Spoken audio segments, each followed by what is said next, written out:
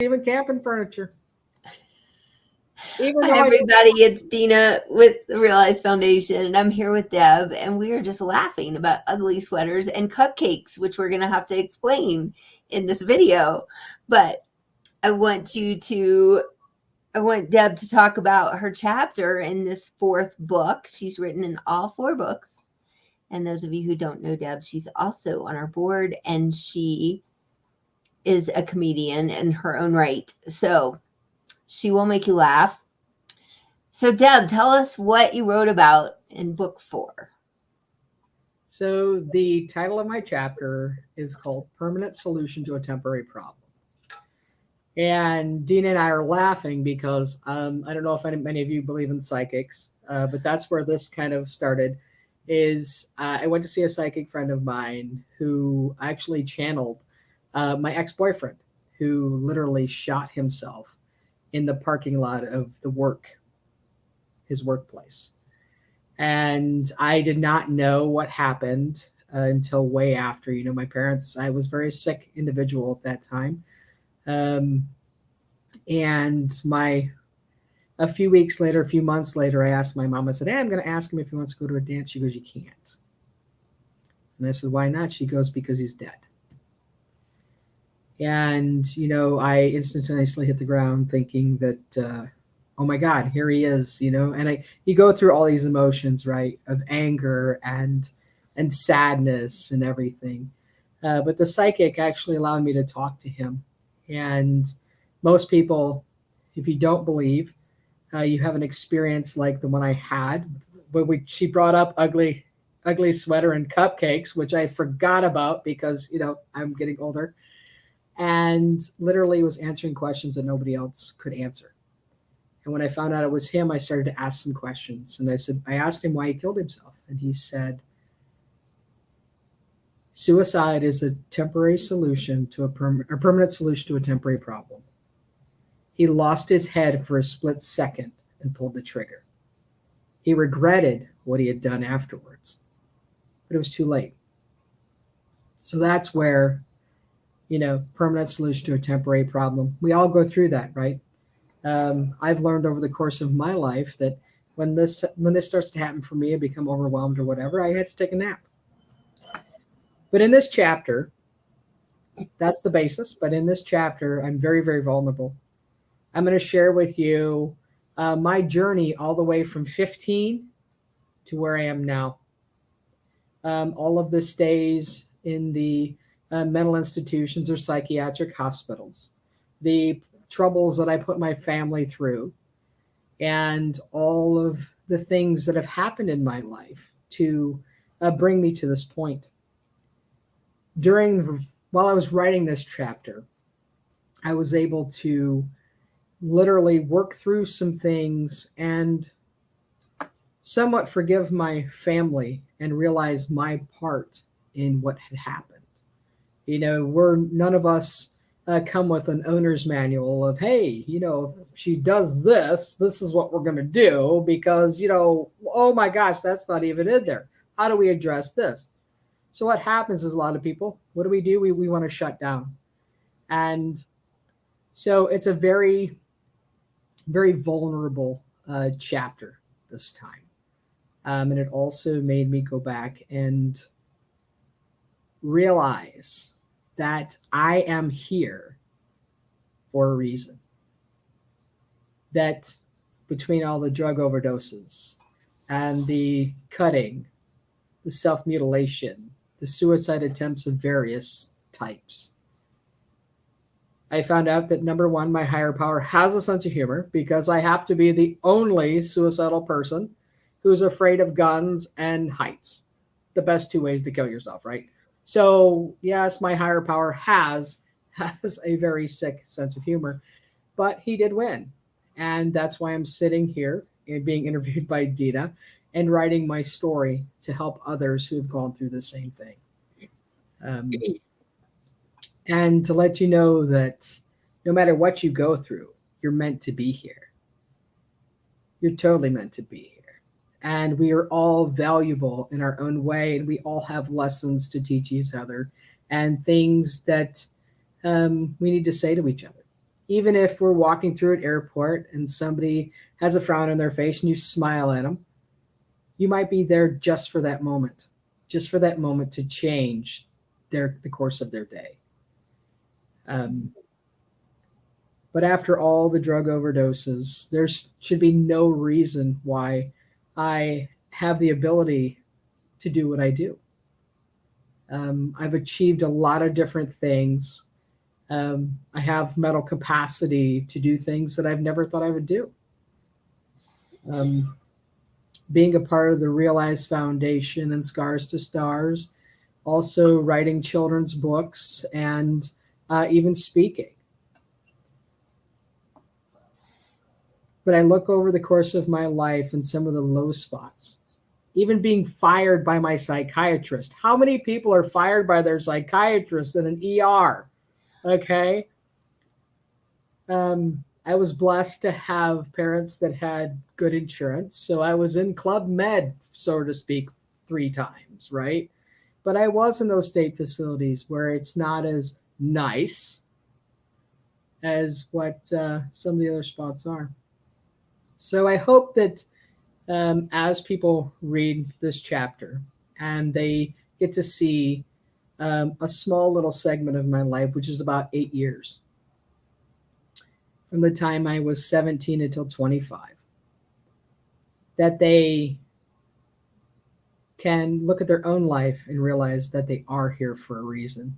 And even though we feel crazy for a moment, we're only crazy for that moment. And that a nap or time out can change this insanity that we want to use to end our lives. And realize that we don't get a chance once we pull the trigger. We don't get a chance to say goodbye. We don't get a chance to do the things that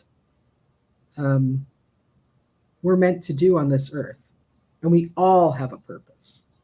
All have a purpose. That's true. Funny, Bill and I were talking about purpose earlier on our podcast, and how when you're struggling with whether it's suicidal ideation or anxiety or depression or PTSD or whatever it is, when you find that purpose that is so meaningful to you, it helps you cope. It's a very good coping mechanism to whatever you're dealing with.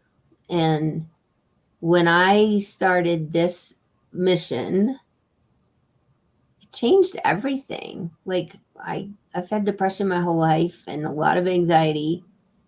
And once I found the fact that I needed to help people want to live, it changed everything.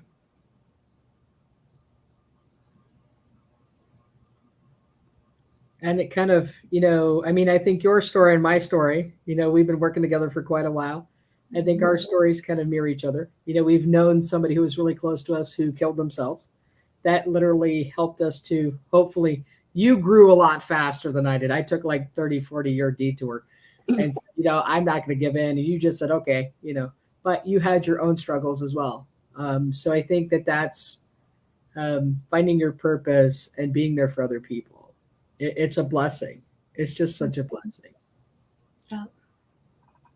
I think it's also that when you've been suicidal or had attempts and you really understand the pain of that place and you think you can keep somebody else from having to be there, I don't know. It's just motivating to me, because I don't feel like any human should have to go through that. I mean, a lot of people do, but it's just that we think nobody cares and nobody understands, which is not true. But when you're in that place, it's very hard to think anybody would understand. So if we can help anyone avoid that, that's all that matters to me. And we all think this way of, especially myself, where the first thing that happens to me is when I go into those suicidal ideations is the first thing when something goes wrong in my life, the first thing I go to is, oh, I'll just kill myself, right? So it's that trigger.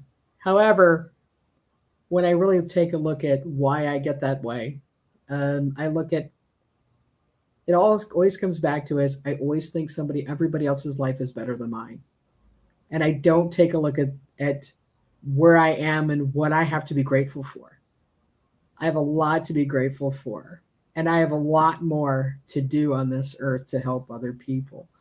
And everybody else is just as messed up as me, just maybe in different ways, you know. Mm-hmm.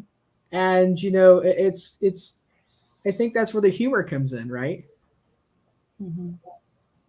You offset that depression and that anxiety and things, but no, I'm grateful to be working with you on this project, and we, Dina, I think you remember me when I first came in, and I was a total backwards person, and now, how many years later? 4? Mm-hmm. Actually, just over 3. Over 3, yeah. 3.5, maybe. Yeah.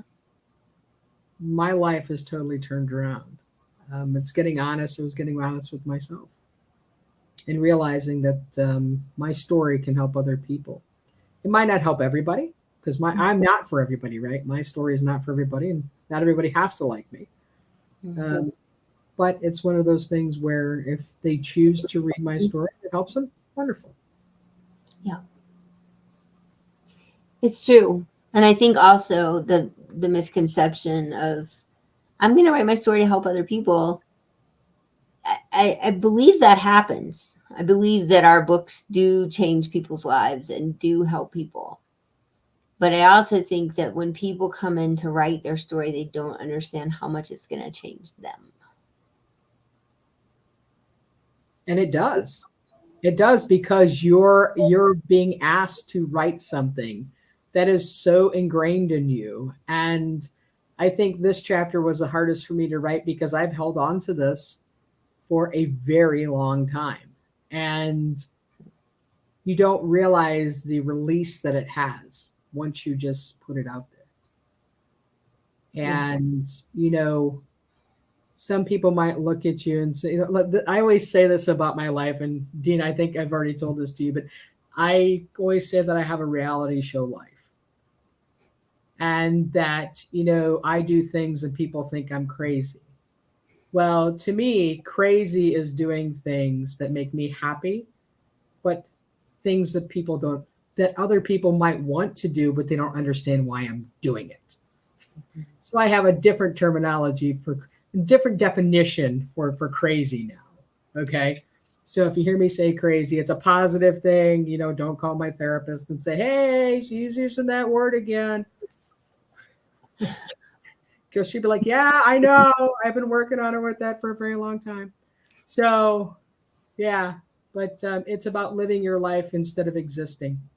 And for me, putting my life out there and sharing and being a part of this charity and just being alive and being willing to share has changed my life immensely. Just like you. Awesome. Yeah, absolutely. I think it's so, spending so many years hiding my depression and my suicide attempt and the imperfections of what I thought was me, it's like I wasn't showing my true self to the world. And, it was also a time when I was dating and wanted to be loved and was not finding that in my life. And I really think it's because I wasn't being my true self. It's like you can't find somebody that's going to love you unconditionally if you're not willing to be vulnerable and tell them the truth about yourself. So I think that has been a recent revelation for me. And I've been married for 20 years now, and that's I have that in my life and it's very different. But when I was younger, it was like I just wanted people's approval. I just wanted people's, you know, I wanted them to tell me something was good. You know what I mean? Like it's like you're seeking that approval from outside sources, which you don't need. Right. But for some reason, my whole life was spent that way. And so I wrote a chapter in this book too about that. So Yeah, because it's like they say, you can't love somebody else until you love yourself. And they also say happiness starts from within. And when you start to do things that make you happy, it radiates out of you. And I will tell you that since working with you all these years, when I travel for work, I meet a lot of people and I'm willing to share my story, no matter how no matter how weird it is or what's going on. And just reaching so many people in with so many avenues. What a great charity. And I hope other people decide to join us and become an author in one of our books. yeah, it's true. I can't wait till we raise enough money where we can all be in one place and meet each other in person and hang out.